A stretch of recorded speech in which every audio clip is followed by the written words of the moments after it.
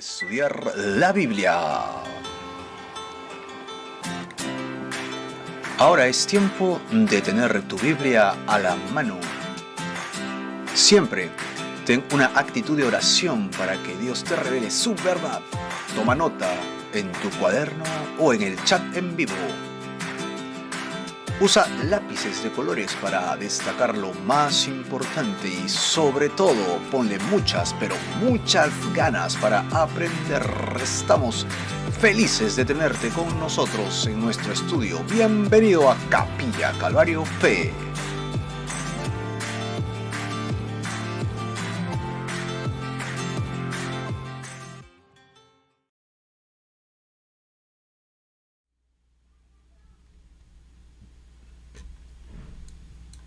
Amén. Bienvenidos pues entonces al estudio del día de hoy. Lo tenemos en el libro de Hechos, capítulo 6. Como siempre, pues tenemos un PowerPoint que nos puede ayudar a estudiar juntos. Pero ya le decimos a ustedes, siempre usen sus herramientas personales de trabajo y de estudio, ¿verdad?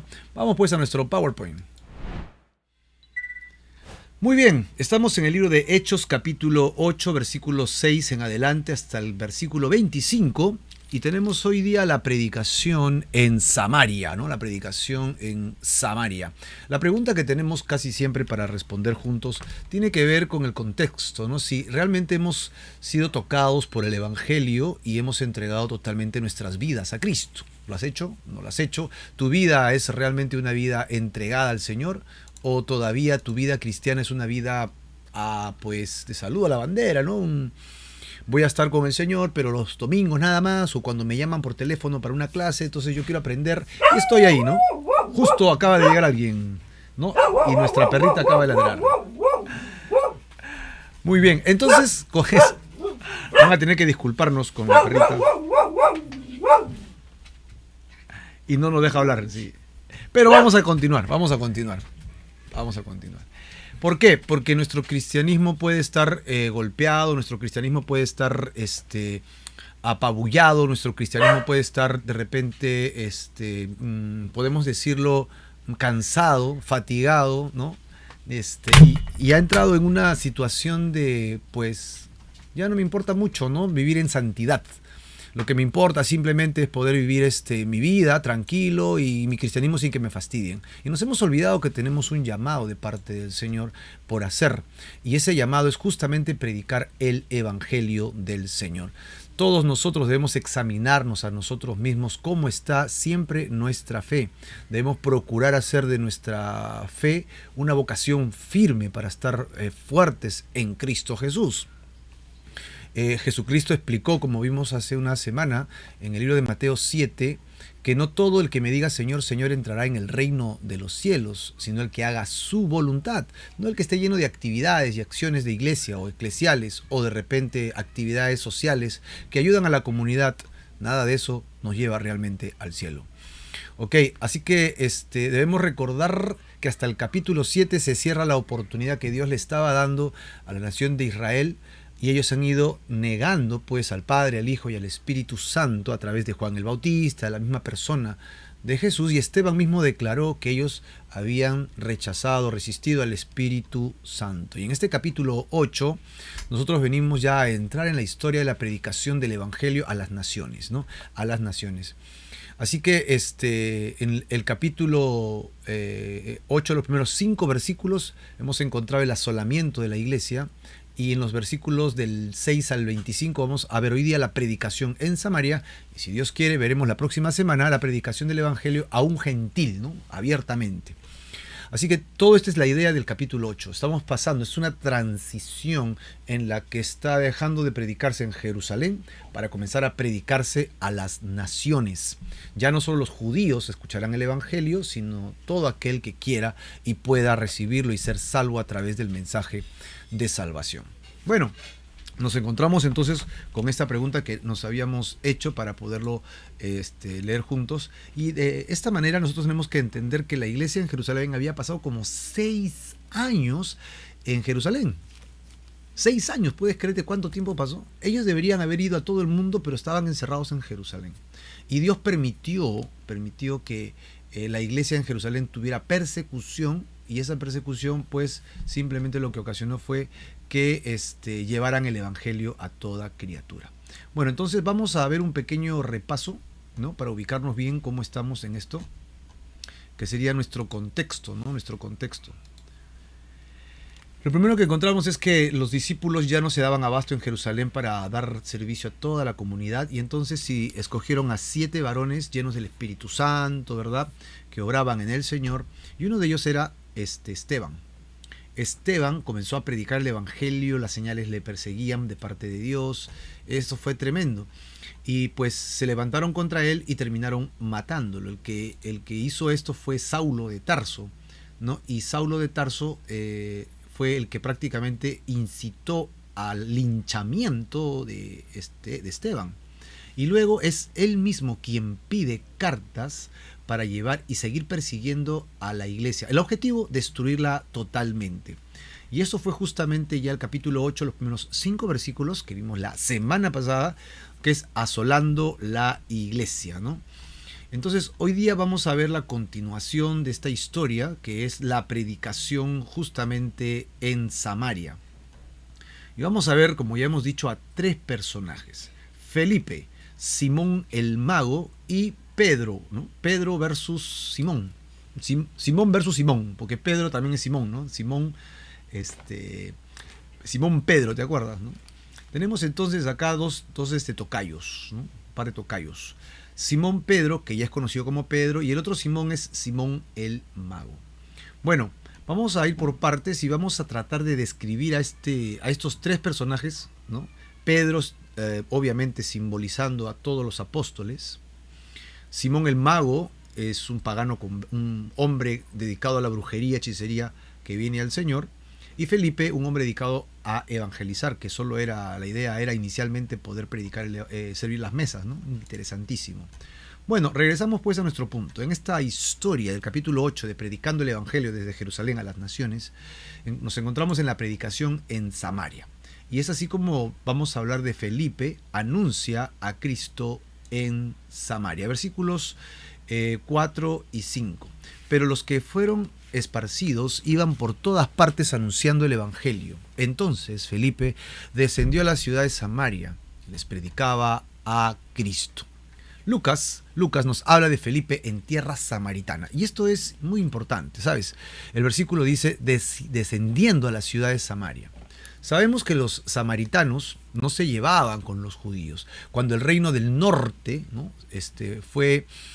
fue conquistado por el rey Salmanasar en Asiria, son llevados cautivos y esparcidos por todo el imperio, y los transportaron culturalmente, ¿no? Los trasplantaron de un lugar a otro y no quedaron. El rey asirio entonces mandó a gente de todas partes para que repoblaran esa tierra, y los lugareños que habían quedado se mezclaron con estos personajes. Así que tenemos una cultura mestiza, ¿no? En cuanto a las costumbres y a la religión. Cuando los judíos del sur regresaron a Jerusalén después del cautiverio, ¿verdad? ¿Te acuerdas del destierro en Babilonia, profetizado por Jeremías, después de 70 años? Se encontraron con estos habitantes mestizados, ¿no? Combinados, entremezclados, medio hebreos, medio paganos, y los miraban con desprecio, como si fueran menos, y no querían siquiera tocarlos porque podían quedar inmundos, así que mucho menos hablar con ellos. Esto nos hace recordar el Evangelio de Juan capítulo 4, donde nos dice que Jesús pasó por allí, ¿no? De manera casual, y eso era algo muy extraño, porque normalmente los judíos que iban de sur a norte cruzaban el Jordán. En lugar de cruzar por Samaria, cruzaban el Jordán y se daban toda la vuelta alrededor de Samaria, y luego, ¿no? Reingresaban a la tierra judía, que sería en la parte norte, ¿no? Estamos hablando de Galilea. Así que desde Jerusalén a Galilea, ellos, en lugar de pasar por Samaria, se daban toda la vuelta. Jesús tuvo un diálogo muy, muy interesante con la samaritana en ese lugar, ¿no?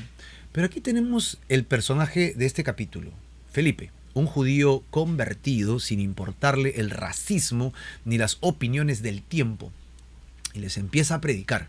Seguramente esos samaritanos estaban rascándose la cabeza, diciendo algo como: qué extraño este hombre, ¿qué hace con nosotros? Qué raro que este judío nos venga a ayudar y a hablar con nosotros. Bueno, también es interesante recordar que Jesús había pasado predicando el Evangelio. La mujer samaritana predicó y la gente conoció a Jesús y se convirtieron muchos. ¿Por qué toda esa gente que está allí no siguió a Jesucristo después? Pues acabamos de decir en la introducción que han pasado 6 años y Jesús los había mandado a Jerusalén, Judea, Samaria y al resto del mundo y ellos no habían ido.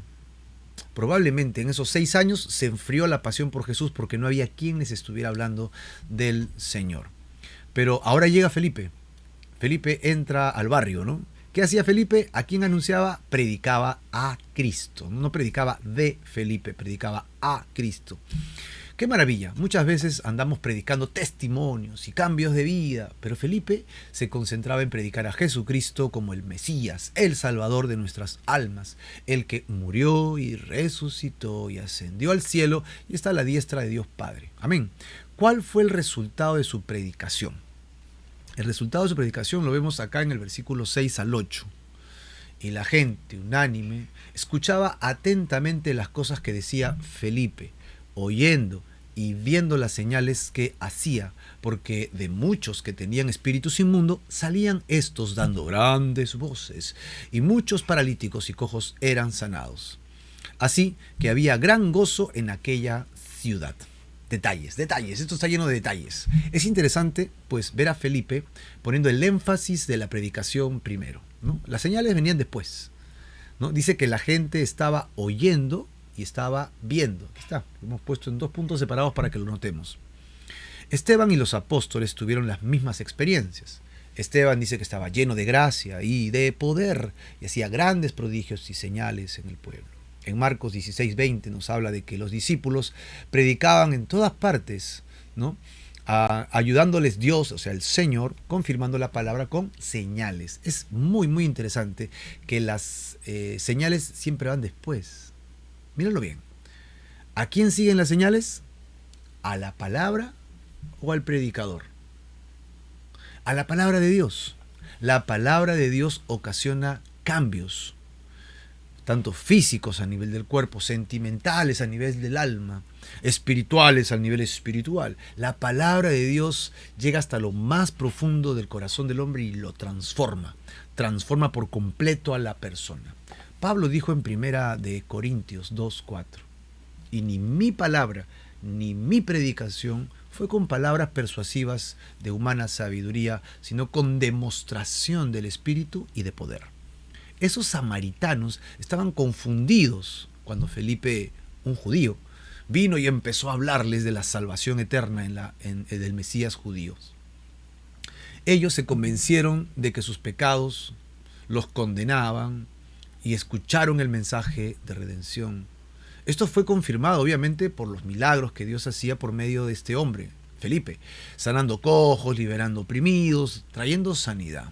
Entonces, ¿qué cosa es lo que vino primero? ¿Las señales o la palabra? La palabra. Porque la palabra es la que salva. Los milagros no salvan. Lo que salva es la fe en Cristo Jesús.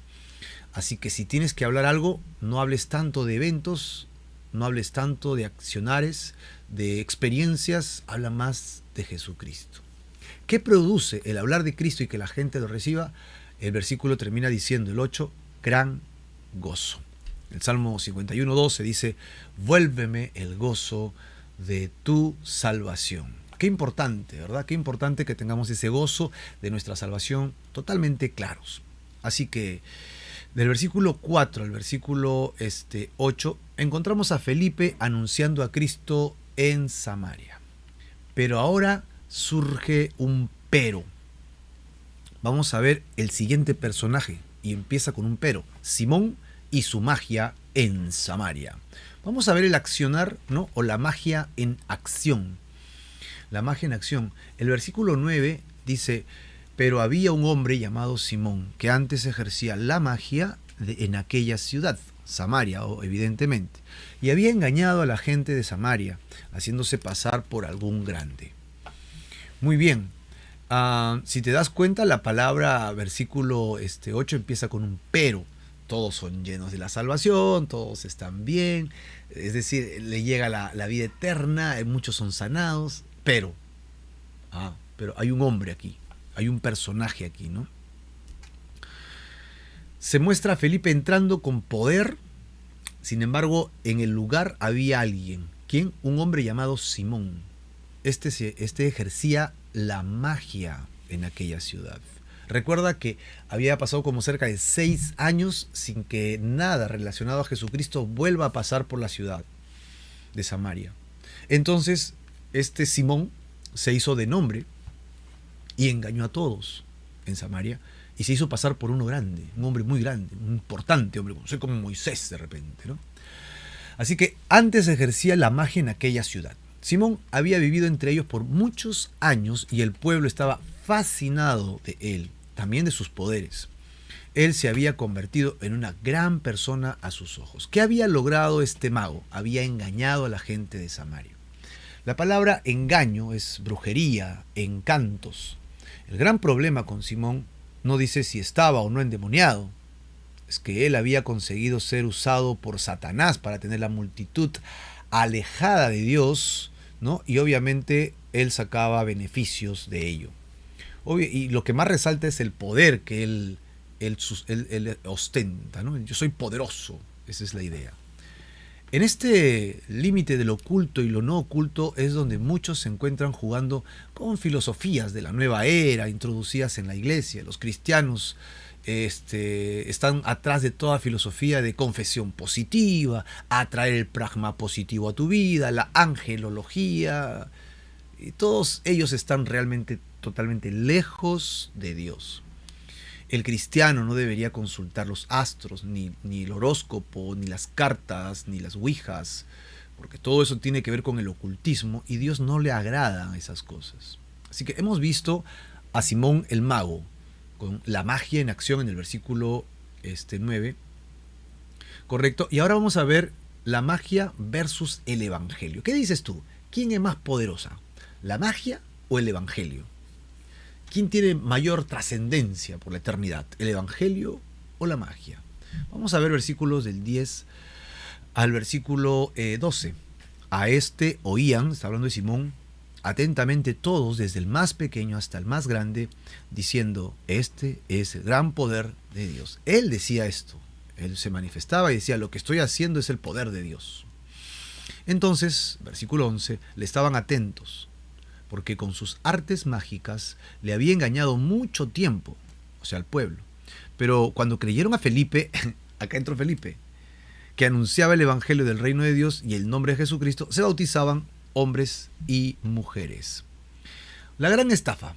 ¿Cuál es la gran estafa? Del versículo 10, como vemos acá, hasta el versículo 11, todo el pueblo creía que este venía de Dios, porque creían que lo que hacía era el gran poder de Dios. Él se presentaba así. Yo diría con cierto cuidado que está pisando una línea muy delgada de falso profeta. Porque si él hiciera algunos truquitos y simplemente dijera es un truco, todo queda bien. Pero él está tomando el nombre de Dios diciendo que lo que él está haciendo es importante. Así que él está tomando el nombre de Dios para decir que esto viene sustentado por Dios. Peligrosísimo. Este hombre en realidad era un farsante, mentiroso, un falso hombre, que Dios pues nunca dijo que lo que hacía venía de parte de él. En esta condición los tenía engañados por mucho tiempo. El verdadero poder en los versículos 12, como vemos acá, ¿no? Los samaritanos fueron confundidos con la presencia de Felipe, ¿no? Wow, viene y estoy impresionado. El mago hace esto, pero él hace esto otro. Pero luego, cuando él habla la palabra de Dios, ellos son convencidos por la palabra. Fueron convertidos hasta que escucharon el mensaje de Felipe. Tenemos que recordar, no creyeron en Felipe, sino que creyeron a Felipe. Creyeron lo que él decía. La persona de Felipe pasa a un segundo plano y Felipe mismo pone delante suyo la persona de Jesucristo. Creyeron y como resultado habían caminado a la obediencia del bautismo. Y muchos dejaron de ser engañados por Simón porque habían sido liberados por la verdad del evangelio. Prodigios y milagros, esas cosas son interesantes, pero no traen conversión. Es la predicación y la exposición de la palabra de Dios que alumbra nuestro pecado y nos trae el arrepentimiento real, produciendo esa conversión que necesitamos, una conversión auténtica, legítima. Los milagros y las manifestaciones del Espíritu Santo convencen al alma, sanan el cuerpo, pero no convierten el corazón de la persona. La liberación de demonios no convierten a la gente. Todo eso trae una wow, ¿no? Es wow, ¿cómo es posible? ¿No? Dios está aquí. Pero no te genera compromiso con Dios. Tu conversión es debido realmente a que entiendes que tus pecados ofenden a Dios. Eso es. ¿Has considerado eso? Tus pensamientos malos, lo que ves en la televisión, lo que ves en el celular, los libros que lees, las revistas que lees, la gente con la que hablas, las palabras que usas, muchas de ellas ofenden a Dios. Ok, y si eso ofende a Dios, tienes que entender que Dios no te va a aceptar bajo esa premisa. No importa si es pequeñito lo que has hecho, porque para Dios no hay pecado pequeño ni pecado grande. Pecado es pecado. Lo que debemos hacer es poner esos pecados delante del altar, debajo de la cruz de Jesucristo, y arrepentirnos, recibir al Señor Jesucristo como nuestro Salvador personal, como nuestro sustituto. Él se pone como sustituto donde cae la carga de mi pecado. Así que lo que necesitamos en la iglesia el día de hoy no son tanto milagros y prodigios. ¿Sabes qué necesitamos? La predicación del Evangelio. Bueno, en Calvary normalmente hacemos esto, verso por verso, vamos recorriendo todas las citas bíblicas y vamos hablando del Evangelio de Jesucristo. Es fabuloso, me encanta, ¿no? Me encanta la filosofía de poder hablar verso a verso, ¿no? Y lo hacemos con ustedes. Así que Romanos 10:17 dice que la fe viene por el oír y el oír por la palabra de Dios. ¿Qué es lo que cambia el alma? Es la palabra de Dios.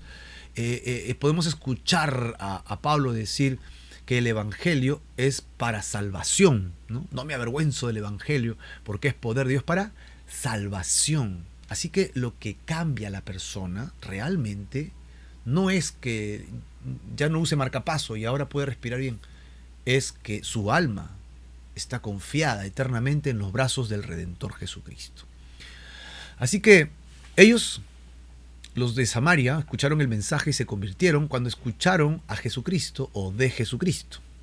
Vivimos en un tiempo donde la iglesia está fascinada con los milagros, las señales, las profecías, y la gente está corriendo detrás de uno, detrás del otro, y sacrifican la predicación, la enseñanza de la palabra para enfatizar estas obras sobrenaturales y portentosas.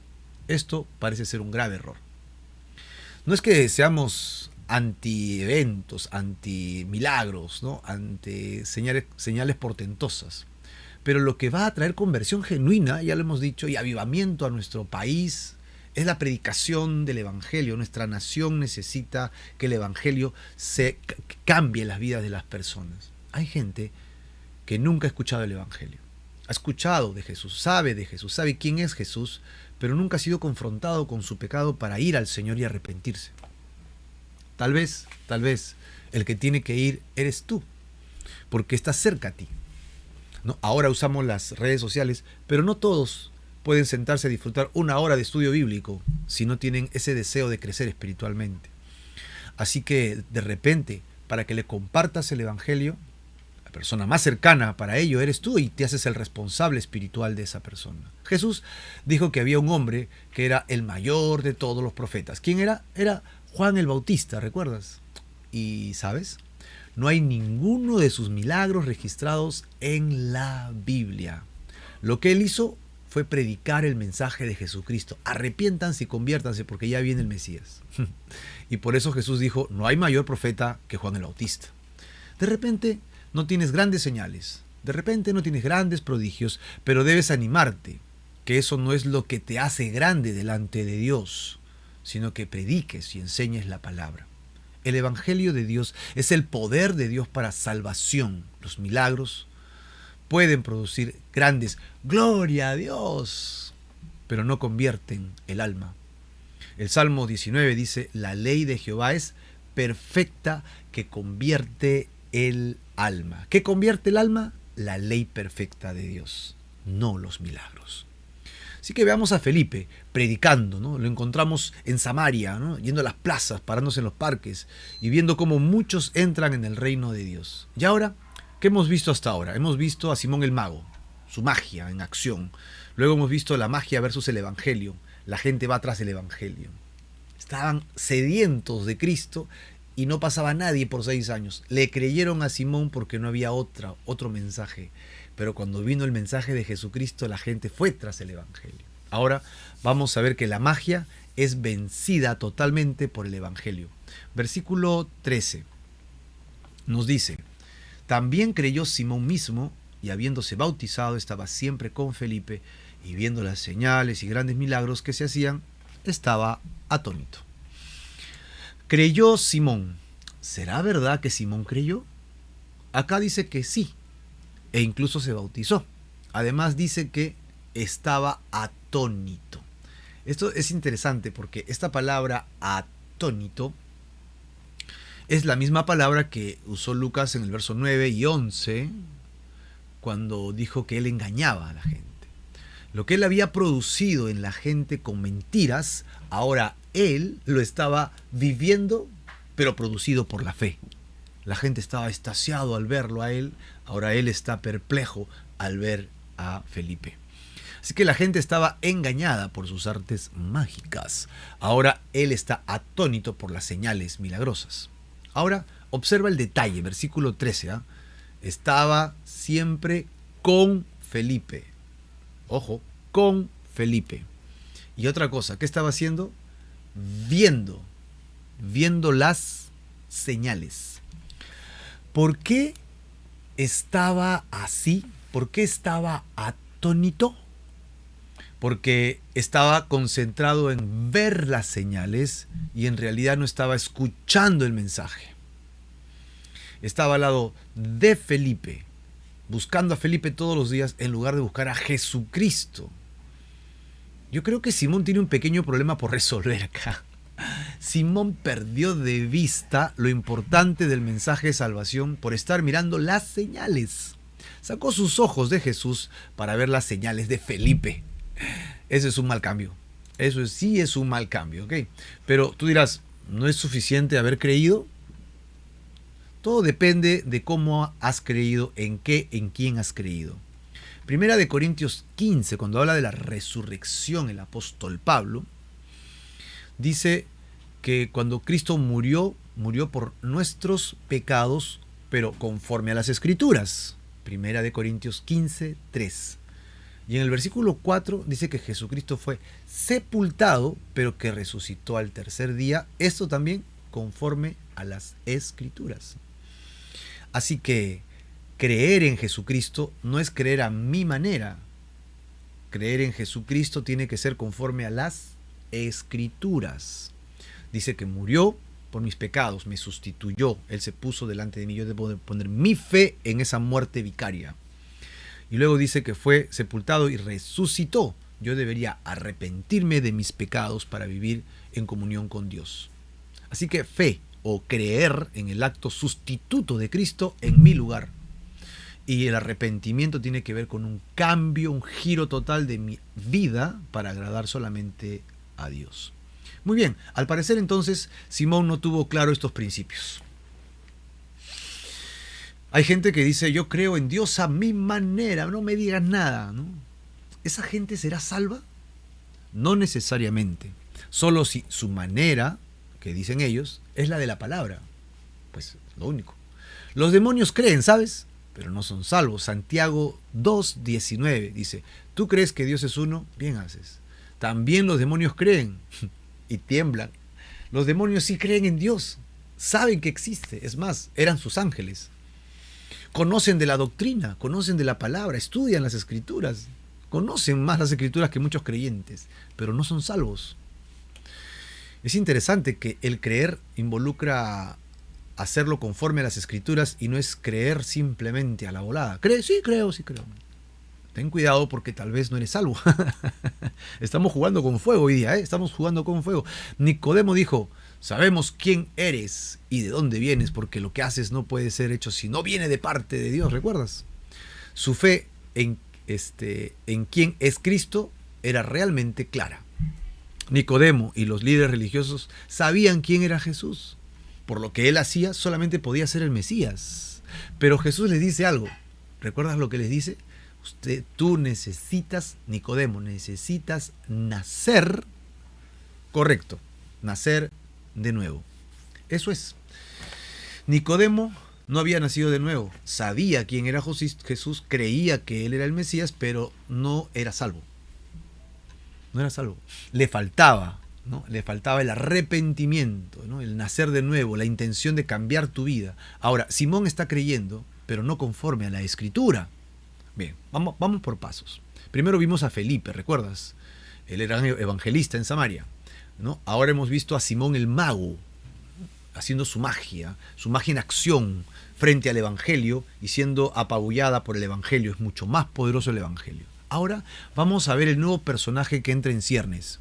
El nuevo personaje que nos va a acomodar es justamente Pedro. Y Pedro va a confrontar a Simón, el mago. Con esto vamos a acabar el capítulo del versículo, no el capítulo, sino el texto del día de hoy, del versículo 14 al 25. Yo le he puesto, para resumir más todavía ahí, Pedro versus Simón. Pedro versus Simón. Acá hay un encuentro de titanes, ¿no? Así que Pedro y Juan imparten el Espíritu Santo. Es lo primero que pasa. Entonces, mientras todo esto acontecía en Samaria, al sur, en Jerusalén, dice el versículo 14, los apóstoles que estaban en Jerusalén oyeron que Samaria había recibido la palabra de Dios. Enviaron allá a dos personajes, ahí los tienes de manera muy clara, Pedro y a Juan, los cuales, habiendo venido, oraron por ellos para que recibiesen el Espíritu Santo, ¿no? Esos versículos 14 y versículo 15. Ahora, veamos el versículo 16 y 17. Porque aún no habían descendido sobre ninguno de ellos, sino que solamente habían sido bautizados en el nombre de Jesús. Entonces les imponían las manos y recibían el Espíritu Santo. Perfecto. En el versículo 14 nos dijo que enviaron allá a Pedro y a Juan. Juan, ¿recuerdas? Él ya había estado con su hermano en una ciudad de Samaria, pidiendo: Señor, no quieren recibirnos, manda fuego, ¿no? Para que destruya, así como lo hizo el profeta. Pero, ¿para qué fueron enviados ahora Pedro y Juan?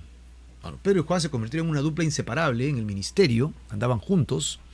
Pero ¿por qué fueron enviados desde Jerusalén? Bueno, hay dos puntos. Y no tiene que ser uno de ellos solo, pueden ser los dos. Uno, poner énfasis en la unidad de la iglesia. Porque recuerda, samaritanos y judíos no se llevan, ¿no? Si tú eres un judío recalcitrante, no te llevas con un samaritano en esa época.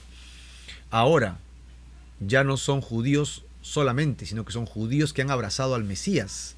Entonces ahora, si los samaritanos también han abrazado al Mesías, encontramos justamente que ya no hay diferencias. Cuando predicas el Evangelio, ya no importa si eres judío, samaritano, mestizo, de color o sin color, o de colores, o si eres amarillo, o no importa si eres de Perú, Chile, Colombia, Brasil, Argentina, Ecuador, Colombia, Panamá, no importa si eres norteamericano o eres japonés, porque el Evangelio ahora es para la raza humana, ¿no? En el libro de Hechos también nos vamos a encontrar que dice que de una sola persona hizo toda la raza humana, o sea que no hay razas en realidad, ¿no? Solo somos una raza, una sola raza. Y todos nosotros somos llamados al Evangelio y a poner nuestro corazón y nuestra confianza en la salvación hecha por Jesucristo. Poner énfasis entonces en la unidad, que no son la iglesia de Samaria y la iglesia de Jerusalén, sino que es una sola iglesia, es importante. Y lo segundo es para que descienda no el fuego que destruye a los samaritanos, sino otro fuego, el fuego del Espíritu Santo. Lo que sucedía, obviamente, es que eran salvos. Ellos ya tenían el Espíritu Santo dentro suyo, pero aún no estaban llenos del Espíritu Santo. Son dos eventos totalmente diferentes que a veces pueden pasar en simultáneo o a veces pasa uno después del otro. Recibes la salvación y después de un tiempo eres lleno del Espíritu Santo. En ellos, en estos samaritanos, no se había cumplido esta promesa de Hechos 1:8, pero recibiréis poder cuando haya venido sobre vosotros. Ahí está la palabra.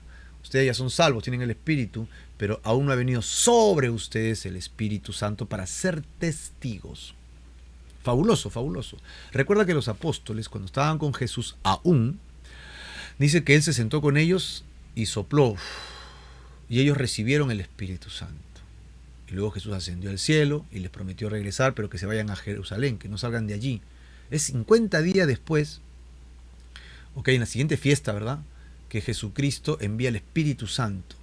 Ahora, si ellos ya tenían el Espíritu Santo, no es que les iba a dar el Espíritu, es que ahora el Espíritu iba a rebosar sobre ellos, por eso que utiliza la palabra sobre ustedes. Es exactamente lo que estaba pasando en Samaria. Felipe les había predicado, habían creído, se habían bautizado, tenían el Espíritu, pero todavía no rebosaba sobre ellos el Espíritu de Dios. Así que eran salvos, pero no tenían la capacidad dada por Dios para dar ese testimonio, incluso hasta la muerte, del Evangelio. ¿Ellos recibieron el poder del Espíritu Santo por mano de Pedro y de Juan? Pues sí, el versículo 17 lo dijo, ¿no? Les imponían las manos y recibían el Espíritu Santo. Entonces, en esta sección que estamos viendo acá del punto 3, Pedro confronta a Simón el mago. ¿Qué hemos visto? Pedro y Juan imparten el Espíritu Santo. Hasta acá está el versículo 17.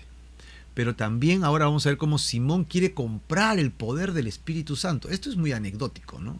Querer comprar el poder del Espíritu. Sí, mira lo que dice el versículo 18 y 19. Cuando vio Simón que por la imposición de las manos de los apóstoles, en este caso era Pedro y Juan, ¿verdad?, se daba el Espíritu Santo, les ofreció dinero, diciendo: denme también a mí este poder, para que cualquiera a quien yo impusiere las manos reciba el Espíritu Santo. ¿Cuáles son los problemas de Simón? ¡Ay, Simón, Simón, Simón! El versículo 19 dice: denme también a mí este poder, ¿no? Este poder. Y el primer error que encontramos en Simón es que él pensaba que el Espíritu Santo era un poder o una fuerza activa, no una persona de la Trinidad. En este caso es la tercera persona de la Trinidad, como lo conocemos los cristianos. Pero vamos a ver en el resto de este libro de Hechos que el Espíritu Santo dirige, calla, encomienda, da dirección, y una fuerza activa no hace eso. El Espíritu Santo es una persona. El primer error de Simón es no entender los propósitos de Dios en la tierra a través de su Espíritu. Lo segundo es que él utiliza la palabra yo en este versículo, justo por aquí. Dice: cualquiera a quien yo impusiere las manos. Él no dice: y cualquiera que necesite para poderlo ayudar, ¿no?, y darle ese poder. No, él dice: para que yo. ¿Te das cuenta de la idea? Quiere ser el más importante, el más visible, ¿no? Quiere ser esta persona que es la protagónica. Está enfocado en sí mismo. Y para poder cumplir lo que hace, ofrece dinero. Ay, Simón. ¿Tú sabías que de aquí viene un término muy común en la Edad Media, que es la venta de privilegios en las iglesias, conocida como simonimia, ¿no? Le aumentas la nimia. Simonimia. Ok, y esto es en relación a este hombre, Simón.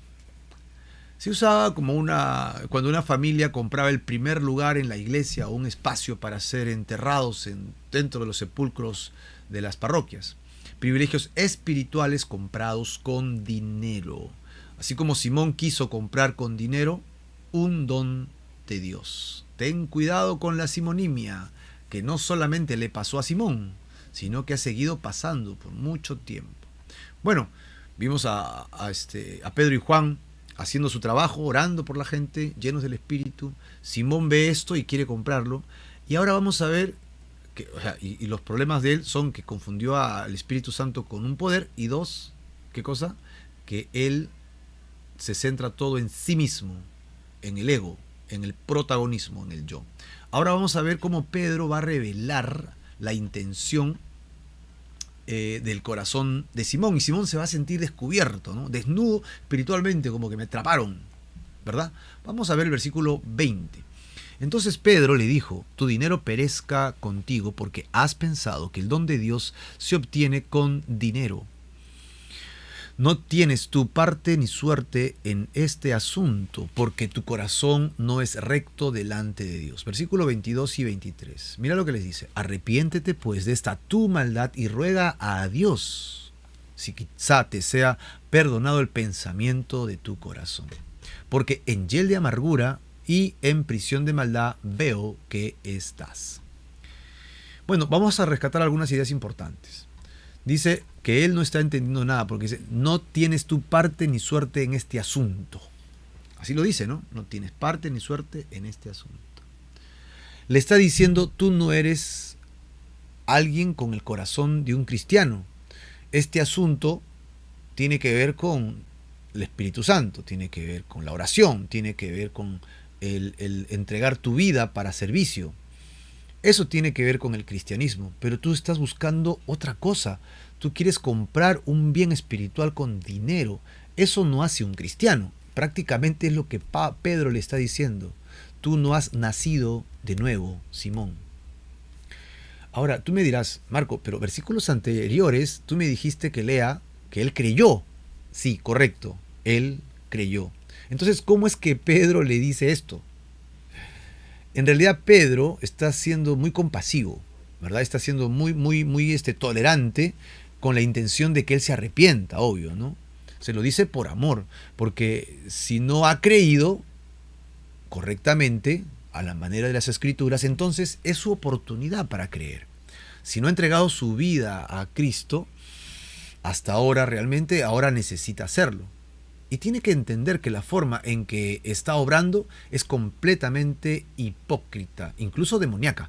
¿Crees que a Dios le pueda servir un favorcito que alguien le puede dar? ¿Tú crees que le puedes pagar a Dios por un favor cuando Él lo quiere regalar? No, simonimia, hay que tener cuidado. Bueno, ahora, Pedro le dice qué es lo que le falta a su fe, qué es lo que le falta a su creer. En estos versículos 22 y 23 vemos entremezclados un poquito su diagnóstico. Acá nos dice en el versículo 22, tu maldad, prisión de maldad, dice el versículo 23. Y el versículo 23 al final dice, en hiel de amargura. Así que, si tú te das cuenta, esto es lo que tiene él en su corazón. Maldad. En realidad no se arrepintió. Él creyó en la persona correcta, pero no se había arrepentido. Qué curioso.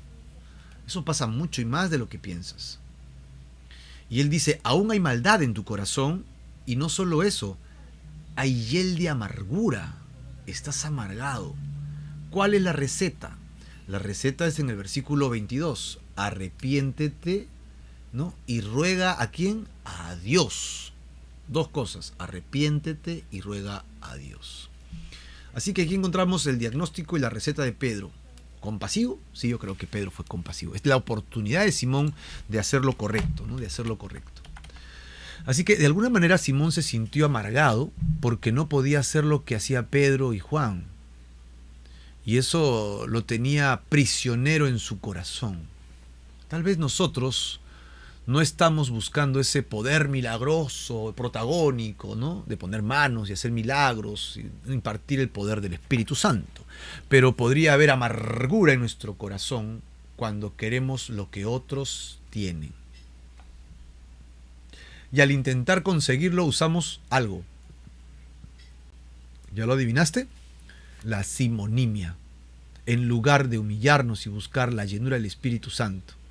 Tal vez no es con dinero, pero en nuestro lenguaje evangélico solemos decir cosas como, por ejemplo, Señor, si me cumples este milagro, iré a la iglesia todos los domingos. Simonimia. Otro, si me das el ministerio, entonces seré fiel hasta la muerte, ¿no? Si me pones como líder de ministerio, te seré fiel en esta iglesia. Simonimia. Si me bendices con la lotería, con la tinca, qué sé yo, te compro tu local de iglesia, Señor. Simonimia. Y estamos tratando de comprarle a Dios lo que Dios hace solamente por gracia.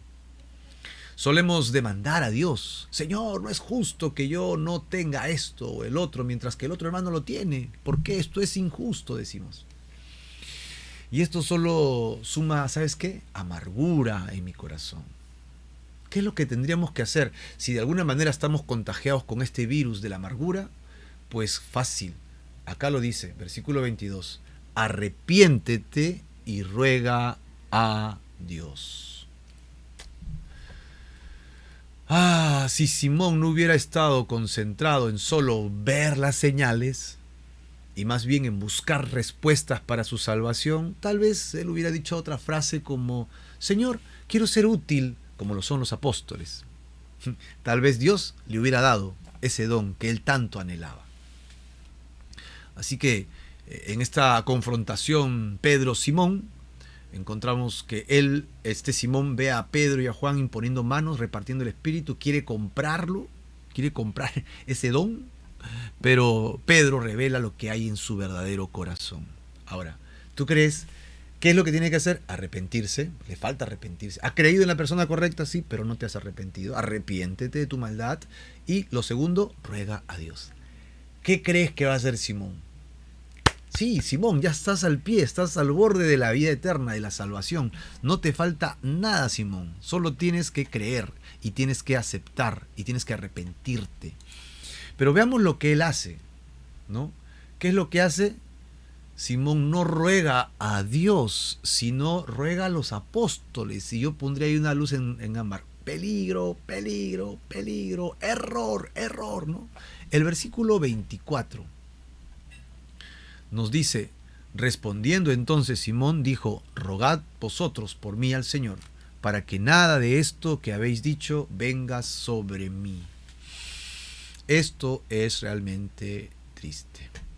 Simón no entendió absolutamente nada. Pedro, ¿qué le dijo? Arrepiéntete y ruega a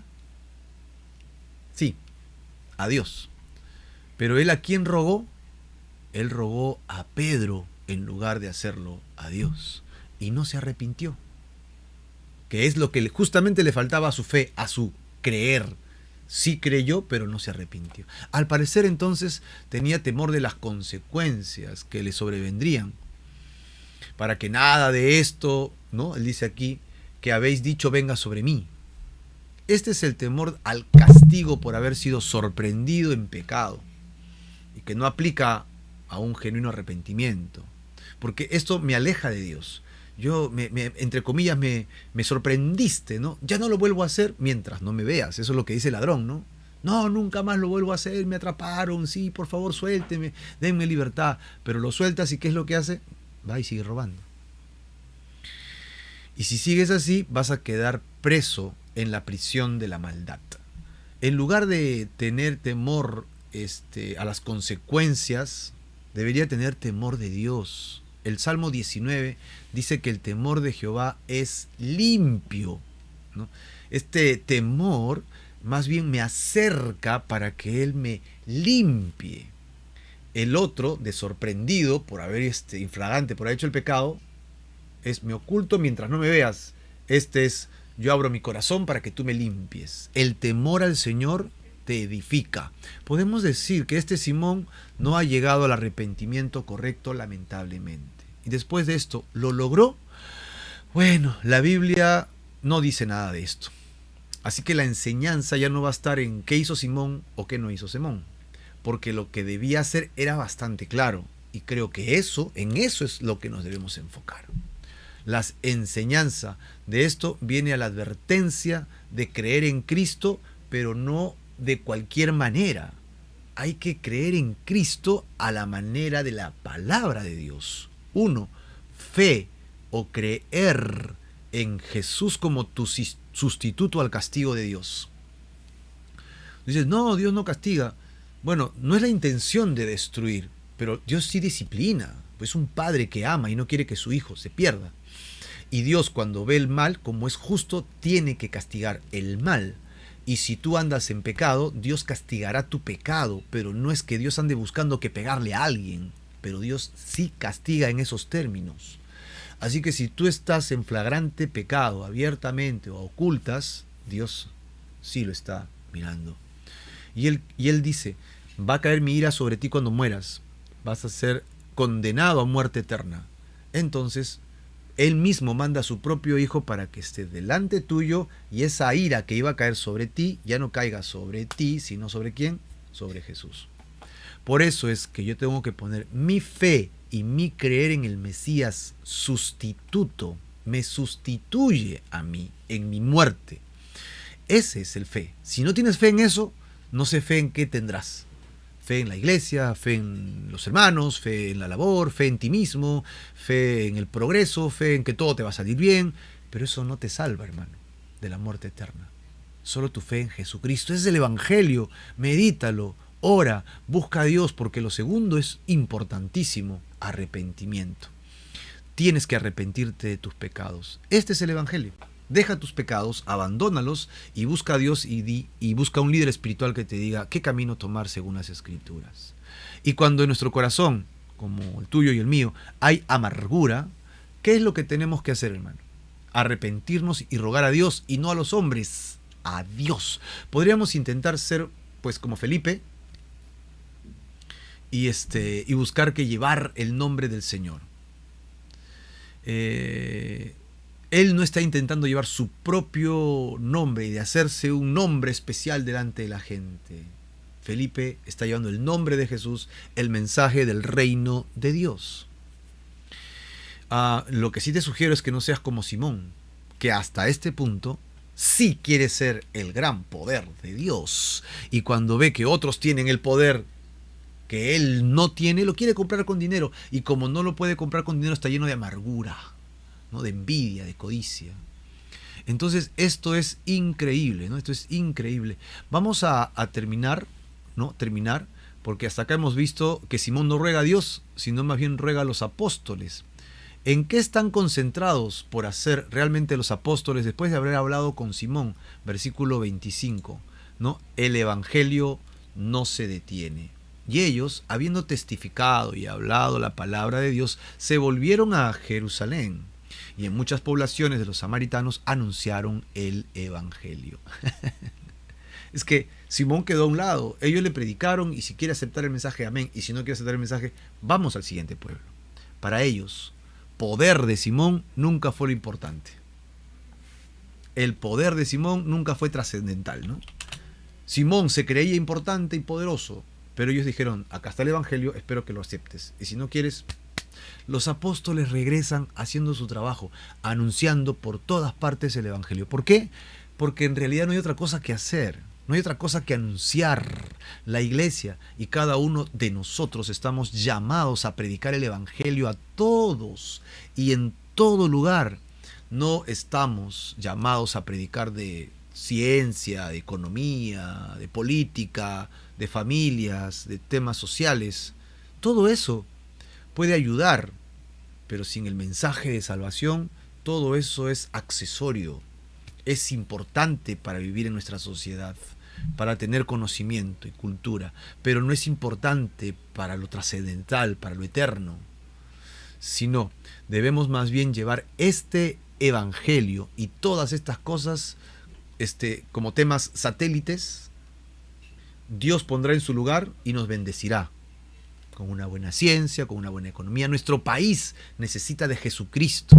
Nuestra nación, Perú, necesita de Jesucristo. Padres, esposas, hijos, cambiados por el poder de Dios y dispuestos a bendecir y no a maldecir, a edificar y no a vivir en egoísmos. Así que el primer enemigo del evangelio, ¿sabes cuál es? Es querer ser el protagonista. Cuando quiero ser alguien más que los demás. Debemos recordar entonces quiénes somos en realidad. ¿Quiénes somos nosotros? Somos los que Dios amó y que no merecíamos ser amados. Somos los que Dios rescató del hoyo cenagoso y que la verdad es que no merecíamos ser rescatados porque nos enlodábamos más. Somos los que tenemos una esperanza eterna con Dios, cuando antes no teníamos ni Cristo ni salvación. Entonces, ¿qué tenemos que anunciar? ¿Qué tenemos que decir? ¿Cuál debe ser nuestro mensaje? El evangelio. Y que no se trate más de lo que yo hago, de lo que yo tengo para decirte, que se trate de Jesucristo y a nuestro Señor Jesucristo resucitado. ¡Wow!